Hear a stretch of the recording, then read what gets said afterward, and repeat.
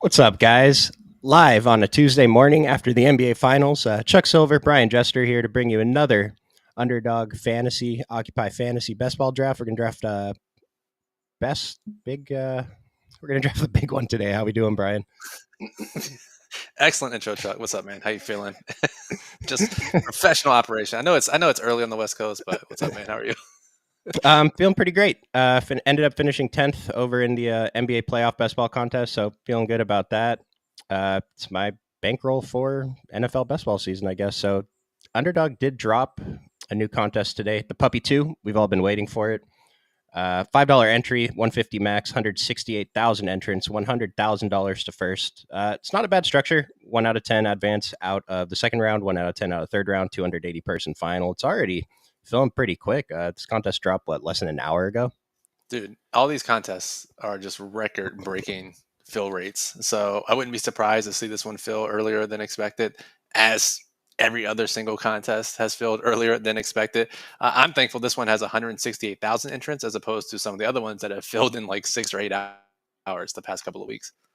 Oh, yeah. I mean, I was telling Chris on one of the streams we did recently, what was the contest? It was one of those little ones. It filled before I even knew about it. Like, I didn't look at the lobby till the afternoon, and it was already done. So, Dude, I know it's crazy. By the way, congrats on your 10th place finish in the NBA one. Couple questions for you as you get ready to draft here. Yeah. 10th place before the playoff contest started. Would you be happy with that result? I assume so. Yeah, it's like so 11th place was 2,500, 10th place is 5K, and then the pay jumps are pretty, small up until basically third. And so 10th was my goal. I finished exactly 10th by 1.4 fantasy points, which is, a rebound. I could have survived a rebound from Kyrie, but another assist, another bucket. It would have been $2,500 pay difference, which is gigantic when considering, it's a $10 entry into the contest. So yeah, very happy with 10th. Absolutely. Well, that's cool. Well done. Nice to get a little bankroll here for the summer. And secondly, is there anything you can take away from that? I know it's NBA. I know it's playoff contest. So vastly different than what we're doing here today and what we've been doing here on stream all spring and summer. But anything you can take away from your NBA cash that we can apply for anyone watching for NFL best ball contest? Uh, I guess you don't have to have a perfect lineup in the finals to win money. I didn't have Kyrie Irving and I didn't have Jaylen Brown or Jason Tatum, and so I had Luka. And I mean, just getting 5 players in the finals is already huge because there were only, I think, 17 or 18 teams that were competing, and most of those, weren't really competing, right? Right. So just getting to the finals with a full team is huge, and it's easier said than done. But it's basically the same strategy as NFL. Just stack teams that you think are going to do well. Try to not just hit on the chalk, even though the chalk's been hitting in the NFL playoffs the last couple of seasons, and get a weird finals like Dallas versus Boston, and you're basically in a 20-person final. I mean, that's what you're trying to do. You're trying to maximize your profits while minimizing what you need to get right, and that's I think the equivalent of game stacking and playoff stacking here in the NFL contest. So I think that's a great comparison. Yeah, and I actually went and looked back at the NFL playoff contest from this past season, and it was pretty similar. If you had 5 players, and 5 players from the Chiefs, they didn't even have another player from the other team, and they finished 16th in the NFL playoff contest, which was a few G's there too. So it's just just get one team right at least. Yeah, I mean, I think we even had questions when we were doing some playoff streams before last postseason for NFL. People were asking how many players is too many for one team. Clearly, you can do 5 if you think that team is going to make the final. Yeah, and I misunderstood one of the rules because it was they have it in there that you have to draft or you have to have players from at least 2 teams in your lineup, and I took that to mean you can't have 5 Boston players in the finals. You have to have at least 1 from Dallas, and then but no, it just you can't draft 12 Kansas City Chiefs on your initial roster, but you can have 5 players from the same team make up your finals roster. So maybe that would have changed the strategy a bit, but we'll get to that when we get to NFL playoff season. Right now, we're still in preseason. I think there's 80 or 79 days until the NFL regular season starts, so it's coming up quick. We're going to go ahead and enter Ball Mania 5 if anyone wants to draft along with us. Oh, yeah. Sorry. It's already full. Surprise. A contest has filled or a draft has filled immediately. So what we got here, Chuck? What pick we have? We got the 12th pick, just like we planned. Oh, yeah. Sick. Okay, cool.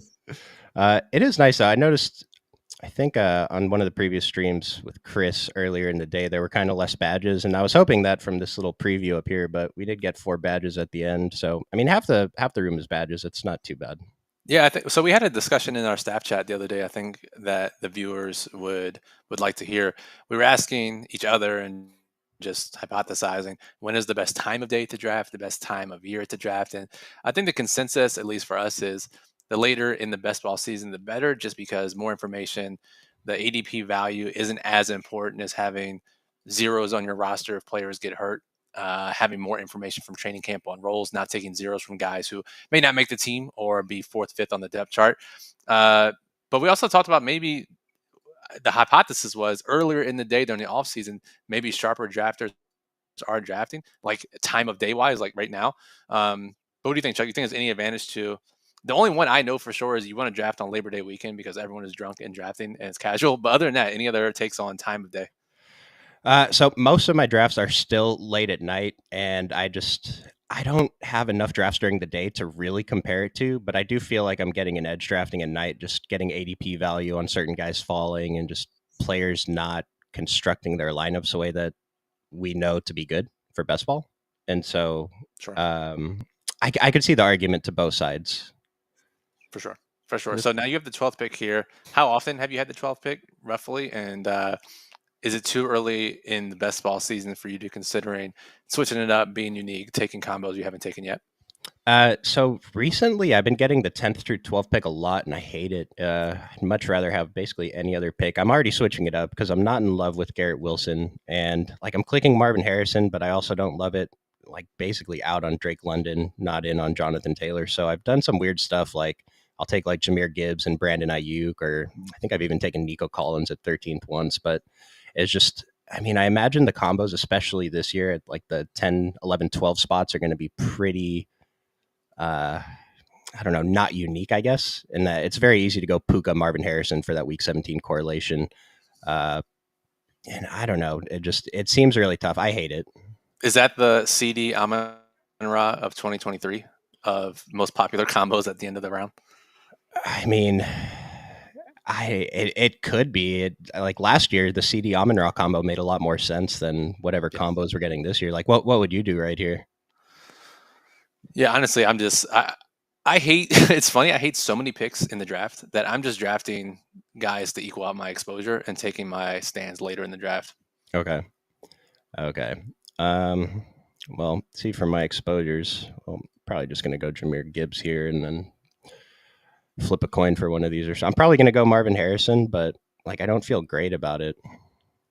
I mean, I've had a show with you once already. I've done a couple shows with Chris, and I really do not like many draft picks at ADP, and so when in doubt, I'm just trying to equal out my exposures. And we've had this discussion before about if you're drafting a few teams versus drafting a ton of teams, what you're trying to do, and you have to take stands when you're drafting less teams. But for me, I'm drafting more teams, and so I'm just guys I'm not too sure about, guys I don't care about. I'm trying to get close to the 8%, whereas the guys I really feel good about, and most of those are rounds 8 or later. Then I'll start hammering those guys and have more of a weighted balance. Yeah, so it's like I did go with Marvin Harrison, and like you saw, I was 2% on Drake London, like 6% on Olave, 2% on Taylor, 27% Brandon Ayuk. This is through like 60 drafts, not all Best Ball Mania, but with the Best Ball Mania Sure. rankings, and it makes sense. Like 50% of my Jameer Gibbs I have with Ayuk, and that's because of the Week 17 correlation. So I've went Sure. with that a few times, but I do not feel strongly about anything in this range. So I already hate this draft. Well, you're just getting some different combos, and you're gonna hammer guys you like later, and we're gonna correlate the hell out of it, and we'll be fine. I will say it's nice to get back to back picks, so I don't have to sweat. If I'm the 11th pick, I don't have to True. sweat the guy taking one of my guys at the turn. I don't have to pick between two, so that is kind of nice. Like we can set up some nice stacks later, maybe. For sure. Can I see your quarterback exposure really quickly? I found myself, I haven't drafted here in probably 2 or 3 weeks, but from my earlier drafts, I found I was lighter on the elite quarterbacks than I'd like to be, and that's something I will correct here in the coming days. But how does your quarterback exposure shake out? I hope it's pretty. Uh, Deshaun Watson, Justin Herbert, Derek. Yeah, so there's no elite quarterbacks in sight. Yeah, Hurts there at 10%. But I think this is how it's supposed to look. I mean, unless you're Yeah. truly targeting elite quarterback as your sole strategy this year, I mean, I feel like these guys are good best ball bets, and you're going to have more than the 8% than most people will. Yeah, yeah, and I've noticed like most people posting their exposures, you should be kind of flat. You should be the most flat at quarterback anyway. I don't know that Yep. I'll have anyone over 20%. Um, but like a couple guys, like you bring that up, and I like Mark Andrews and Lamar Jackson. I'm getting that combo a decent amount on other sites. Not as easy to get it on Underdog, so I haven't as much. But like Patrick Mahomes, I've drafted once. Lamar, I guess Jaden Lamar Daniels, too. $3 worth of entries. Like that feels like that could bite you if he turns out to be a cheat code at quarterback. Yeah, that's another thing. I'm nervous to draft him and Anthony Richardson. Like I recognize the upside, but I don't know. We saw Anthony Richardson kind of be reckless and get hurt last year, so I think that's kind of worrying me a little bit. And then I'm just taking a receiver in that range every time, basically. Yeah, that's what I've been doing too, but I feel like I need to correct it a bit. See, the one I don't mind here is CJ Stroud, right? Like pocket passing quarterbacks in the mid range as elite. I don't mind. If he throws 50 touchdowns, so be it. He beats me. But I have no problem, you know, not taking a ton of CJ Stroud. Yeah, that's the one where I feel like I can get Jordan Love, and I like Jordan Love more than CJ Stroud. And he's going 40 picks later, and it's a lot easier to stack him with any of his receivers too. Yes. Yes, exactly. Let me see here. I did want to get your take on some of these guys who are moving because, like I said, I haven't drafted in a couple of weeks. So, Mhm. our ADP tracker on Occupy Fantasy, I'll throw the link in the chat for those who are watching this live. Our Underdog ADP tracker, which shows movement over the last 7 days for players ADP. And after you take your third and fourth picks out, I'll pick your brain on some of these guys. Okay, nice. Yeah, I did. I put Devonta Smith as the cover boy today. He's up 3 spots. It's not that significant, but I mean, when he's already gone in the top 33 spots, kind of Yeah. makes a difference. Why is there any reason that is people just becoming more bullish on him? I don't know. I've seen a couple Twitter guys like hyping him up, but that doesn't make sense for him to go up 3 spots. I've seen a lot of guys getting hyped up, and yeah, they move, but they're going in like the 150s to move up to Right. 145, going from. Right. I'll pull it up in a second, but I mean, yeah, I like Devonta Smith. I've been on him more too, so just weird that the field is kind of following all the guys that I start to put myself onto. What are you doing here? This is gross. Tight end, quarterback, tight end, quarterback. I'm saying we could rectify your elite quarterback exposures here. Just saying. Josh Allen. Yeah, I don't mind it. I have 3%, so I'll get up. This will get me up to 5%. I do have more. So it's weird. Like I said, I have more elite quarterbacks on the other sites. I think that they're going a little bit later, and that doesn't make sense to me at all. That's fair. And you almost have to take a receiver here now, right? Just based on what we know Yeah, about wins best ball. yeah, and this is another one. Like I have 3% T Higgins, 7% Pickens, 18% Amari Cooper, but like I don't know. I have no interest in mixing it up on this one. Right. In this particular draft. And I think that's something people should know as, you know, in an effort to mix it up, in an effort to diversify and balance. There are some drafts where there's a spot or two where it doesn't make sense to do it. So yeah, I don't mind doing what you do there. I mean, you loved Amari last year too, so I'm not surprised you like him again this year. Yeah, Amari Cooper. So far, he's basically made my best ball career. Put up 50 points in week It's true. 16. So shout out, yeah, my favorite player.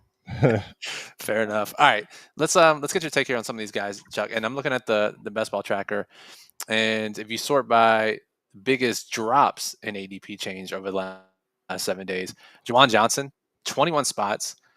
Did they sign? Is it they signed another tight end, right? Is that why he has dropped nearly 2 rounds? I think he's having a foot surgery. Oh well, there you go. So yeah, I've Yeah, been he out got of the loop. hurt. Okay, so he's having foot surgery. Nick Chubb and T.J. Hawkinson, people are finally realizing they may not be close to healthy enough to pay off their ADPs where they're currently being drafted. So I understand that.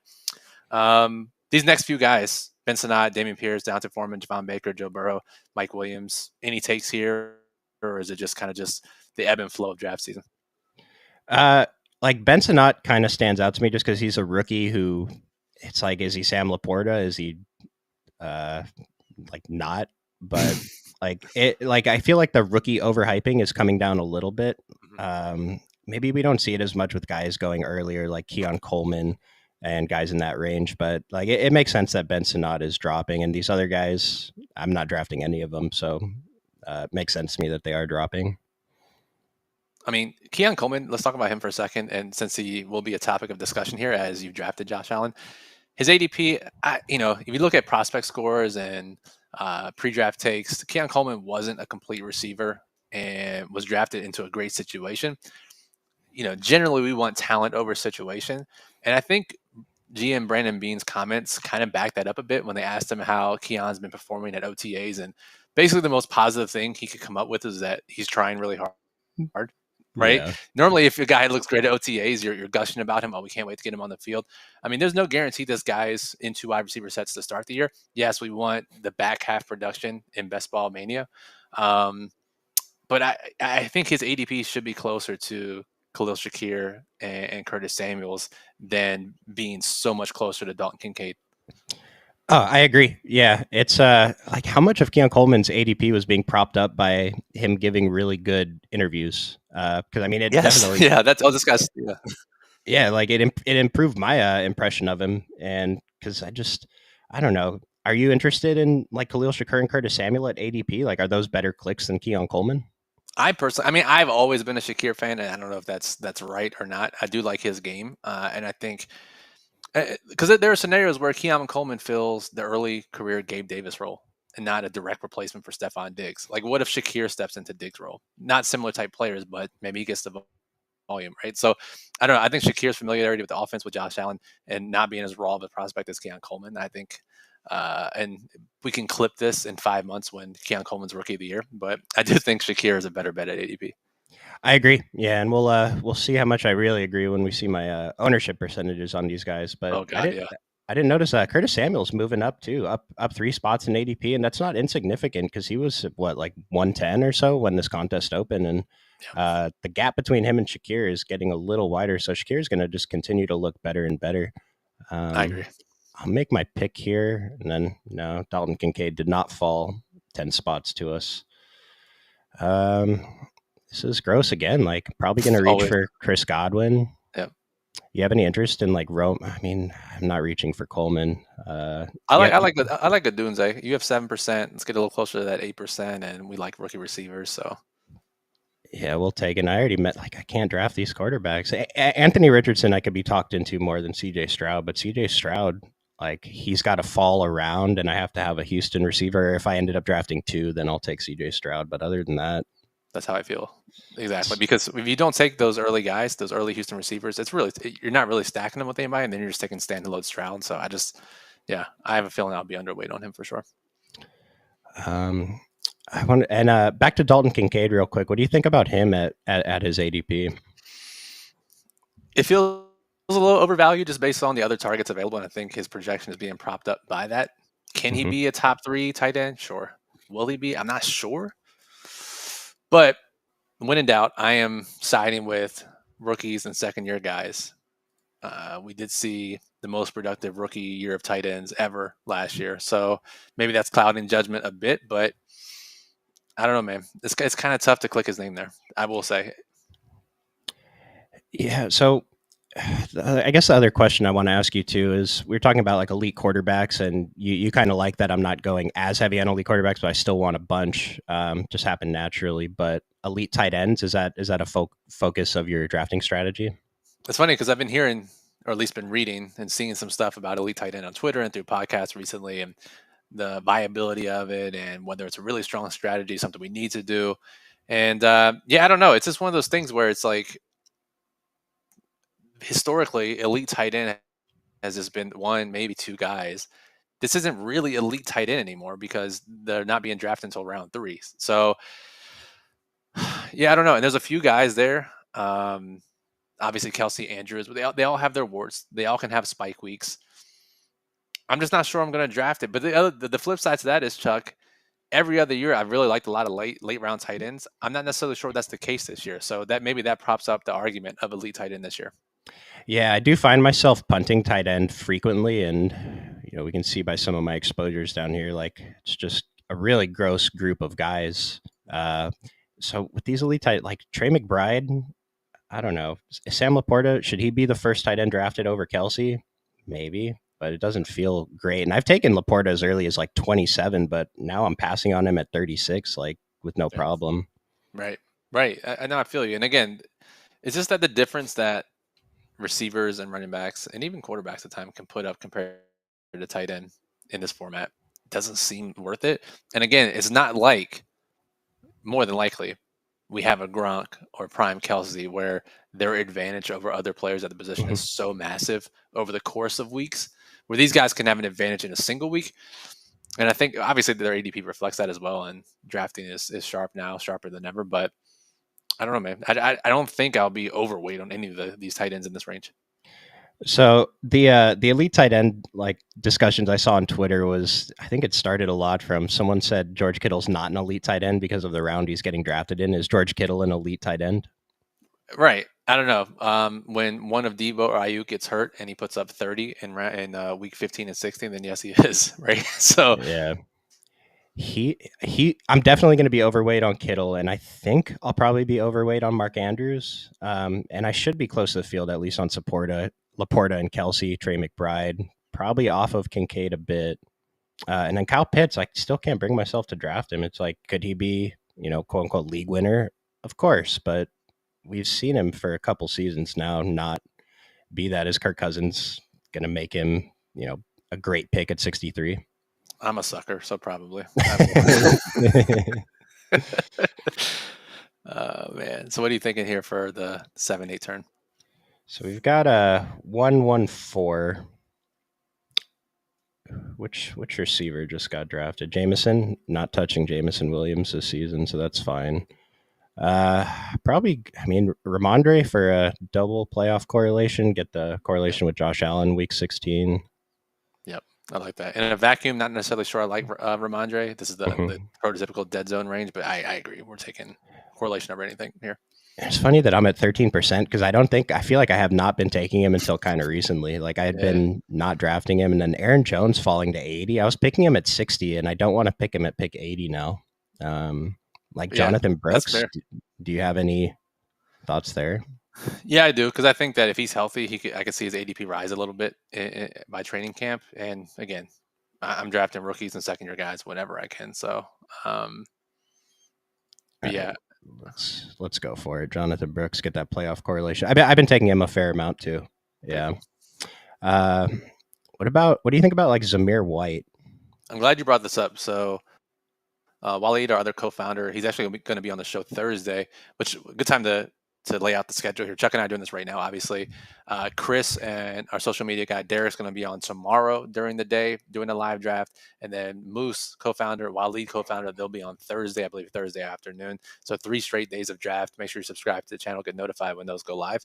Uh, Waleed was asking me about Zamir White literally yesterday, and I mean he's just to me. I understand it's round 8, but this is just like I can't think of a more poster boy for dead zone running back than Zamir White. Likely a zero in the passing game, likely on a bad team, not the most talented running back, good running back, but I mean that is just like that is the recipe for not paying off your ADP. So I can't see me having a ton of him. Do you disagree? No, not at all. I hadn't been clicking him at all until recently when he's like the only guy I had at 0% in this Yeah, range because I'm taking everybody. right. But I have been tacking on like, because it's really hard when you get to round 18. If I need a running back, there's no running backs I feel good about. And so I have been taking Madison a couple times. And then Yeah, the rookie, I think it's pronounced Dylan yep, Loeb. yep. I know nothing about him, but just the chance that maybe he can take the job, I guess.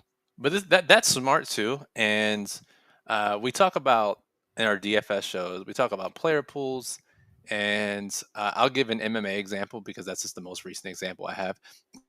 Let's say there are 12 fights in the card, 24 fighters on an MMA DFS slate on DraftKings, and you're fading one of the fighters in your 150 lineups. Your premise is that he will not score enough to be in the optimal lineup.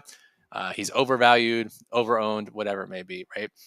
If you're correct, that likely means that his opponent has a better chance of being in the optimal lineup, right? If he is Hmm. not optimal, either loses or busts. And if he loses, that means his opponent is more likely to be in the optimal lineup. So you're playing this game of if I'm right about this one thing, that means this other thing Mhm. can really raise the floor and ceiling of my lineup or my draft. And that goes with the same principle here, where if you're not liking Zamir White, if he fails, it's because he either gets hurt or he sucks. And if that's the case, Alexander Madison or this rookie benefits from that. So I really like that line of thinking, Chuck.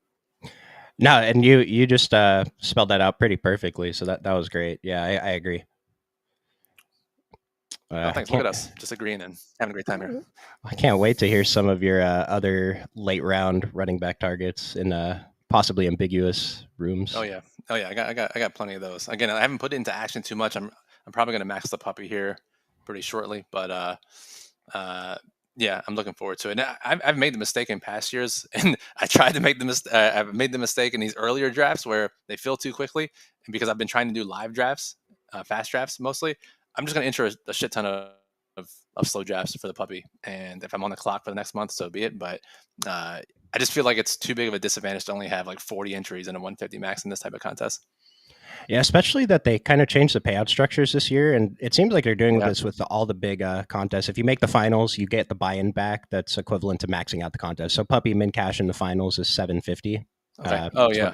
what it costs for 150 entries, but uh, it takes away, I think, from like obviously first place 100K is great, but if you finish like kind of the same thing with me in the NBA playoff contest, 11th versus 10th, it's like 10,000 versus 5,000. Like you're happy to win 5,000 in a puppy, of course, but I wish the payouts were a little bit flatter in kind of that those mid places, I guess. I agree. I agree. I mean, I know, maybe I'm in a minority here, but I do like flatter payouts back to the poker Mm. days. I know you're a poker guy, so you've seen tournament structures that DFS could never achieve. So Yeah, yeah, it's I don't know, it's weird with especially how top heavy these. I mean, they reduced Best Ball Mania 5 this year. Last year, yeah. first place was 2 million, right, for the playoff weeks. Yeah. Or was it not 3 million? Was it Oh, two million? it might have been 3. Yeah. I think it was three. Oh man, Mike Williams, week 17. Rashid Shaheed, you like Rashid Shaheed, right? Big Rashid Shaheed fan. But again, I like the correlation here too. So you go back to back Shaheed, Mike Williams. Because the other thing I'm thinking, I don't like Mike Williams at all, but I've been taking a lot of Singletary, and so what I was thinking about was if I want that Jets correlation, I don't mind taking shots on Malachi Corley, sure, kind of late. sure. It's just the running. If I know I have Jameer Gibbs and I have one other starter, maybe a question mark with Jonathan Brooks. We draft as if we're right, so we're drafting if Jonathan Brooks is going to at least be good in the second half of the season, but Correct. the running backs to me just fall off kind of hard after this, and so I am going to take Singletary, who I'm at 18% of. Okay. Yeah, I mean, it seems like this range is the range to get at least two, sometimes three, four guys, depending on your build. So I don't mind it. Are you going to be able to get a stacking partner with Josh Allen? Is Shakir going to last to your next pick or no? Shakir's already gone. No, so there you go. So Yeah, that's it's probably not going to happen. I can tack on Dawson Knox, but with especially like Josh Allen and I guess Jalen Hurts too, I'm not as concerned. Like Jalen Hurts, I can just tack on Dallas Goedert pretty easily at tight end if I really want a stacking partner. But I'm not as concerned with stacking these rushing quarterbacks, especially. I mean, I'm just making up a scenario, but week 17, Josh Allen rushes for 3 touchdowns. None of his receivers are going to get there, but he probably will. And so I don't know, maybe it's just a way to justify it, but no, I think, and this is a strategy that people worry about getting sniped on stacks as well. And one of the benefits of having an elite quarterback build is, let's say Josh Allen, right? He's likely going to outscore whichever quarterback in weeks 15, 16, 17, no matter how much that game explodes, unless he has a really bad week, which is the case, you're not going to benefit anyways. But he's likely to outscore whatever game stack you were thinking about. But now if you take an elite quarterback, you can stack like 5 or 6 games in week 15, 16, 17, and just use the crutch of the elite quarterback to take care of your quarterback scoring. And if the games go off, that quarterback's still likely not outscoring Josh Allen. So I do agree with your premise there. And it's like something I learned from studying weekly winners is there were a lot of naked quarterbacks winning weekly winners. Some The of them elite are variety. rushing. Yeah, a lot of them. Like a lot of the winners were like Dak, CJ Stroud because they were going so late. But it wasn't.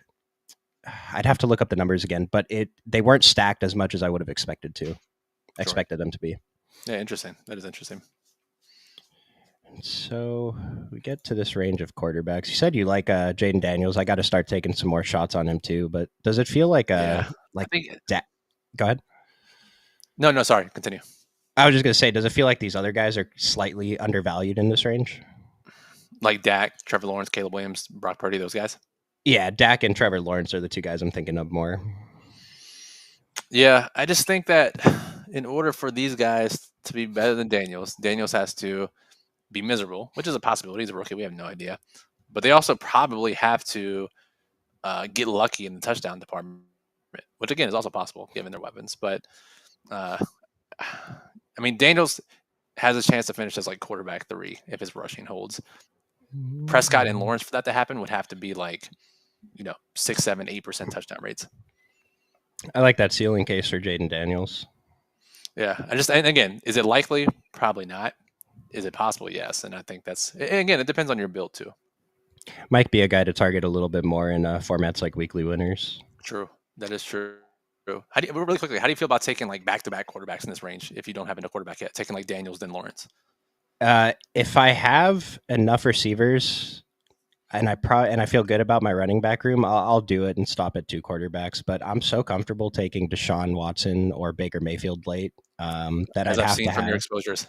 Yeah, I'd have to have like the stacks set up in a certain way where, Okay. like the time I'm thinking I have done that kind of recently was I had 2 Chicago guys and I already had an elite quarterback, but Caleb Williams fell a little bit, so I just went for it. True. Let me see here. So we talked about guys that were falling, guys that are rising in ADP. Elijah Mitchell up 10 spots, Braylon Allen up 9 spots, Jalen McMillan, wide receiver Tampa Bay, up 8 spots. Braylon Allen, obviously the camp news, that makes sense. Elijah and Jalen McMillan, have I missed news there, or are people touting them? Any reason why they're up nearly a full round? Elijah Mitchell, I'm not sure. I know I saw Eric Polzin, one of our NBA guys, tweet about like, I don't know, something about just injury risk. What if something happens to CMC? Like Elijah Mitchell's going undrafted in some drafts. Why are we not drafting? I've been tacking him on at the end lately too, because it's like, yeah, CMC didn't get hurt last year, but didn't he get hurt the year before or the year before that? Right, he's a running back, so yeah, and his like Elijah Mitchell's handcuff value is huge, and it might be too. People were taking the other guy, Garendo or whatever, the rookie, and now people just kind of realizing Elijah Mitchell is going to be the backup. Yeah, and same with Braylon Allen too. Yeah, for sure. No, I like Allen a lot. Had the big breakout score at Wisconsin, was like rushing for 1,500 yards. It's like a 15-year-old. It's not actually true, but he was really young in his freshman year at Wisconsin, so I get that. McMillan, I admittedly know nothing about Jalen McMillan. I don't know much about him either, but I'm taking so much Baker. I'm taking him because the other option was a Trey Palmer, the other young guy on Tampa Bay, and so I'll take the shot on the rookie. We kind of know what Palmer is. So I'm at a 145, and I might get kind of weird here with Jerome Ford.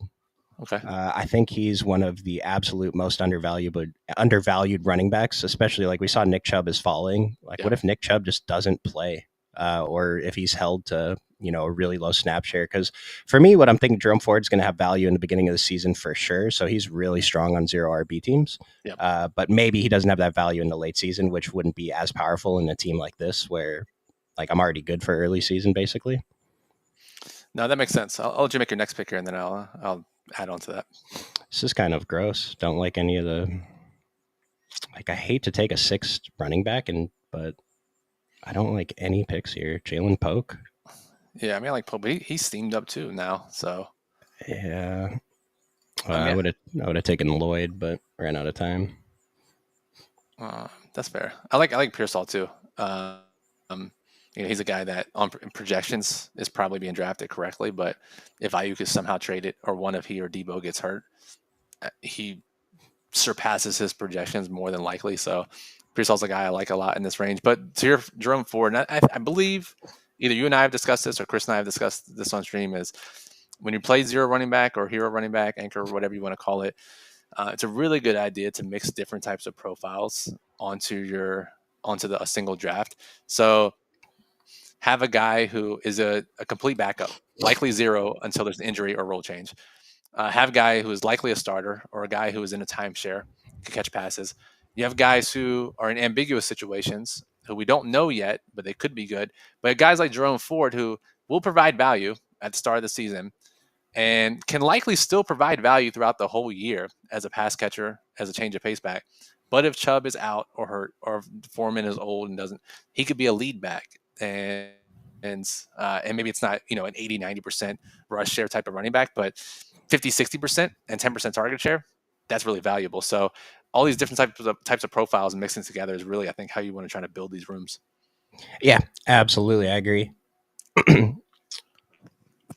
And I think, and maybe if you're watching this, you may be saying to yourself, well, how do I know? Like, how do I know which running backs have which roles? I think it's a good question, because most people, if you don't follow it religiously like we do, you're just drafting up ADP and some stacking rules. What would you suggest, Chuck, to people to aside from just telling them go learn ball? Like, what would you tell them to figure out these profiles? I mean, I think if you're starting from scratch, I think you just got to put in the work, go look up depth charts and Google, or go on Twitter, read what the beat reporters are saying, and just if there's any coach speak that you can take away. Sure. I think you just got to dive into it and just find out. Because like you said, I'm plugged into Twitter all day. I read everything any coach says. And so I have an idea of it. But if I'm jumping in today and I knew nothing, I think I would just Google depth charts and find beat reporters. Yeah, and literally just as simple as Twitter searching a player's name, searching on Roto World or NBC Sports, whatever it's called now, and just seeing recent reports, and that can and looking at last year, if they're not a rookie, what happened when their backfield mate was out of the lineup. And I think it takes some work, obviously, but yeah, just take notes and you can eventually learn. So while we're on ambiguous backfields, we were talking about Jaleel McLaughlin was the fourth player on the rising ADP list. He's up 5 spots, and we've seen a lot of chatter about him impressing the coach. And I don't know, Javonte Williams is I think everyone's down on Javonte. What do you think about Jaleel McLaughlin? He's my second highest exposed player overall right now. Yeah, he is let me see, I'll pull it up. Completed exposures. Running back. Yeah, he's my highest exposed running back right now. Again, I'm only through 20 drafts, so not a ton. But will he be a league winner? Probably not. But can he be a decent contributor? I think so. All right. I think a lot has to happen for him to be a top 10 running back. Mm-hmm. Where some of these other guys, you can envision scenarios. So I understand the capped upside. But when you have a coaching staff that is notorious for throwing the ball to running backs, they drafted a quarterback because of his ability to do that and his insanely low average depth of target in college. McLaughlin, while he likely won't ever exceed 50% snap share, he's a guy that you can tack onto your running back room, and he can get you a few points each week, and on some spike weeks get you double-digit points. And not everybody has to be a ceiling play. That's still valuable. And so, just teed up perfectly to draft Jaleel McLaughlin. Now I have 30% Jaleel in this exposure set and 10% Kamani. Kamani has the double playoff correlation, but I don't know that I cared that much in this spot. Is that enough to sway you towards Kamani here? Yeah, well, here's how I feel about it, right? Like, the correlation is a great tiebreaker. The exposure balance is a great tiebreaker. And despite how much you and I like McLaughlin, we could be wrong. We could be wrong about Vidal. Vidal is in a very ambiguous backfield on a team where the coach wants to run the ball a ton, and he's a rookie. We know rookies generally have value in the second half of the year. So if I was in your shoes, I would take Vidal anyways, because you get the added bonus of correlation and the added exposure balance. So. Okay. Well, I would have done that. I missed it though. I also, because I got distracted by Malachi Corley being right here. I mentioned I wanted him for the week 17 correlation, but I don't know. I'm kind of worried about this game in week 17 too. Being bad? Just weather concerns, I guess. It's June, but it's something that's on my mind. Yeah, that's fair. But again, that's why we have secondary stacks too. So, and again, we've seen Allen have 3 rushing touchdown games in the snow or in the cold. So, so on that topic of correlation, so there's one team that has just sick correlation with everyone that I want. It might be Seattle. Let me see. Seattle, Green Bay, Minnesota, Chicago. I basically have one of these guys on every team, but I'm not getting many Seattle guys. That's something I think I need to pay a little more attention to. They're tough to grab at their ADPs. But but I do like all of them at ADP. Right? They should be a little more pass heavy this year, I would think. And I mean, DK obviously ceiling week. JSN into his second year should improve. Lockett, we know, has been consistent for the most part in his career. I'm not too interested in Noah Fant, but Kenneth Walker spike weeks at running back. Charbonnet, still a sucker for Charbonnet. I think he's a great value. So yeah, I think there's plenty of ways to get it, but they all go earlier than like, oh shit, Seattle correlates with all my guys. Let me take a Seattle guy in the second half of the draft. You have to think about that earlier in the draft. Yep. And I think, I mean, that's something that I don't know if you could plan for, because like I said, I'm drafting like Green Bay and Minnesota. I'm pretty sure my two exposed teams, and then New England too.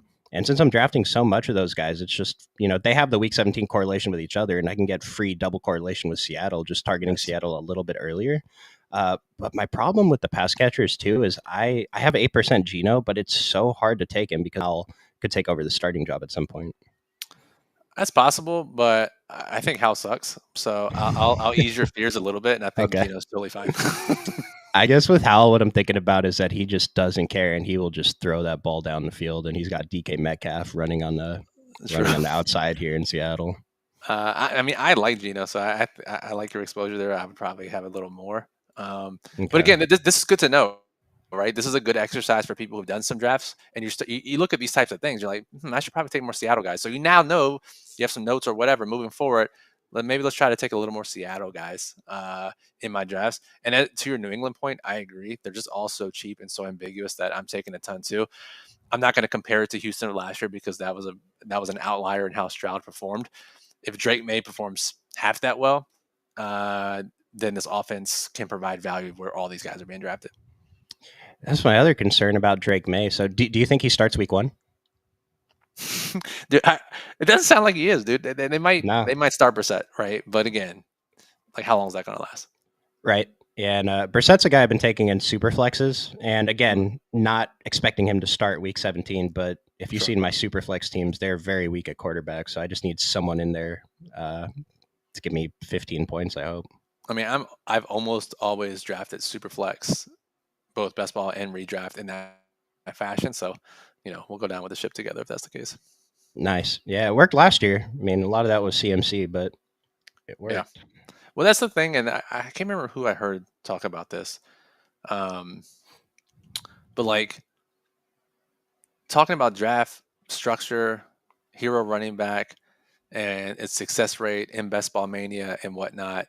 Like, we have to be careful about looking at these types of trends because really, a good majority of that is whether or not you had CMC in that build, and he was so important to being on winning teams. So, I think if for those of you out there, you see trends on Twitter and podcasts or whatever, just think about, there's almost always a selection bias, and why is that the case? It's because CMC was so damn good. Yeah, absolutely. So now we're here towards the end of the draft. Who are some of your favorite clicks? Okay, let's see here. Taking Conklin for sure. Okay. Any particular position here, or are we talking running back, receiver? I think I'm done at running back. Got my backup quarterback, so probably just receiver and tight ends now. All right, let's look at tight end really quickly because Conklin for the correlation. I get that. Chiga Okonkwo, explosive guy, new offense. I can see him. I'm clicking him a ton. Jonnu Smith, I could see in Miami. Jelani Woods, I was big on him last year, and in his hamstring injury, and again, from a guy who has the worst hamstrings in the world, I feel for you, my brother. But if his hamstring is fine, that's an explosive offense. There's a few of these guys here that are decent. I might go just for Jonnu since I'm not going to get Miami correlation with my double Cleveland stack otherwise. Oh, yeah. There you go. But yeah, I mean, I basically agree. Like Chig, I have more on the other sites, but I'm basically even on all these guys, way over on Gesicki, trying to even that out. I have a lot more Jelani Woods on the other sites too. He's a guy I'm still targeting as like I don't know, just a breakout candidate. I recognize he could definitely be a 0. Yeah, I mean, he was a 0 last year, and I had no problem with that. So I'll gladly take another 0 this year. What about any insight on the Rams tight end situation? I know Parkinson's been getting steamed, and when I say steamed, I mean like up 3 picks. But like, I guess the contract would lend you to believe that he's the guy over Davis Allen. I'm not so sure. I like Davis Allen coming out of college and proved to be a pretty decent pass catcher when Higbee was out last year. I was taking Allen earlier in the offseason. Maybe I'm wrong here, but are you clicking either one of these guys? I would have guessed that I've taken Davis Allison at least once. Maybe it's on another site or different projection set, but no, I have zero of all of the Rams quarterbacks. I do remember you mentioning Davis Allen before, but to me, it's kind of one of those things. And like I'm cherry picking which players and teams I'm doing this with, but like I'll start taking Davis Allen when I know he's a starter in August. That's fair, and that's totally fair, and I have no issue with that line of thinking whatsoever. Well, what I was going to say about cherry picking, like I've started, I know this is at zero, but on other sites I started adding Hayden Hurst because I'm convinced he's a starter. But it's the same idea. I don't know for sure. There's no reason to take him right now. Like worst case, his ADP goes to round 16 in August. Big deal. You're not missing out on much. Right. Like Tucker Kraft, I don't know that he's a starter, but I think he's fine even if he's the tight end too. The rare could provide value. He's like Jerome Ford or Zach Yes. Charbonnet, where like he could provide Yeah. value, but God forbid Musgrave goes down, then he becomes a pretty decent tight end. And then Jatavion Sanders, kind of similar to Ben Sinnott, just with I guess we don't know if he has a worse quarterback, but just I don't know, another rookie that you can tack on at ends of drafts, has a pretty decent playoff schedule. Yeah, I like him in correlations. I'm not too thrilled about him as a prospect. Dulcich, speaking of bad hamstrings, he's another guy that in theory has upside. I will take a lot of theoretical upside. I mean, I like Parham too, right? Even if Hurst is the starter, Parham we know is a red zone threat. I'm surprised I'm at zero. I feel like I've taken Parham a few times. And Zach Ertz. Any interest in Zach Ertz? If Sinnott is going down, then Ertz probably is going up in terms of perception. I mean, I'm not into taking dusty old tight ends this late, but there are worse picks for sure. I have 3%, so I'd probably be that's pretty good. A little bit higher, and at least it's not like 12. My big board exposures, I have way too. My big board exposures are a disaster. Maybe we can dive into them one day, but just completely missed. Here's the thing. I've talked about this on streams before. You can miss on exposures, but if you draft correctly, structurally correctly, you can still win best ball. Definitely. Yeah, I missed a lot though, dude. Like, like an example, what's something you missed? It's just taking 20% of players who probably are contributing 0 points this season. Okay, that maybe seems bad. Yeah, like this is. I'm embarrassed to show this, but like I'm fine with these: Ty Chandler, Jacoby, Jaleel, Tyler Lockett. But like too much Zay Jones, and he was drafted earlier. 26% Kenneth Gainwell, just because I didn't know what other zero RBs to draft in the last round. That could be bad now. I mean, but who they drafted? Will Shipley, big deal. Yeah. Saquon like has injury. I don't mind that. I don't mind these too much. Urge 24 is kind of aggressive. Yeah, very aggressive. Like all this Rashee Rice was at pick 30. I love taking him now in like the pick 70 range. He's one of the guys kind of raising an ADP too. But that's rough, yeah. I guess this isn't too bad. Like 18, it's just these 20% guys stand out so hard. Miles Sanders, like if Miles Sanders and Kenneth Gainwell and Zach Ertz are on the same team, I'm already down 3 roster spots before the contest even starts. That's a great point. Until Brooks is out and Sinnott is out in week 16, and you're the only for that combo. Oh, sure. So this is an interesting thing too. I wanted to ask a guy to elaborate which team specifically, but someone made a post talking about like the leading scorer on each team in week 17 last year. 5 of them were 0% owned in the finals, and I meant to ask him who those 5 were because I was curious. But yeah, because like the thing was just talking about exposures, and I guess part of it was like, would you rather have 15% of the stud or would you rather have a 15% owned stud or like a 2% owned guy who's not a stud? And it's like you'd still rather have the 15% owned stud, even though you're sacrificing a little bit of uniqueness. That was on highest score on their individual NFL team or best ball roster? On the team, on like for the Chargers this week or for the Bills this week. Oh, I got you. Yeah, and so I got to find out who they were because it might just be a weird thing where they just didn't happen to advance to the finals. But like the finals is big enough, I would think that most players are at least represented once or twice. Yeah, I would think so. But then again, like highest scoring player on a team that scores 6 points in week 17 may not like that. Yeah, that's not necessarily valuable, right? So right, yeah. So 2 spots left. We comfortable with a 3 tight end build here with Conklin as the anchor? Yeah, I think for sure, absolutely. And then last round receiver. Who are your best clicks right now in the last round? For receiver, I like Slayton. I like Chark. Elijah Moore, Rondale Moore, Dorsey Torch. I like Colin Freeman in Detroit stacks. Hyatt. So Hyatt's a guy I like a lot because second year receiver, ambiguous wide receiver room outside of Malik Neighbors. I like Hyatt a lot. Um, you know, I don't know if he's worth 83% exposure, but Chase Claypool is becoming more interesting. I can't do it, dude. You gotta have 0% of that guy. Just out of principle, like you can't let him be a factor this season.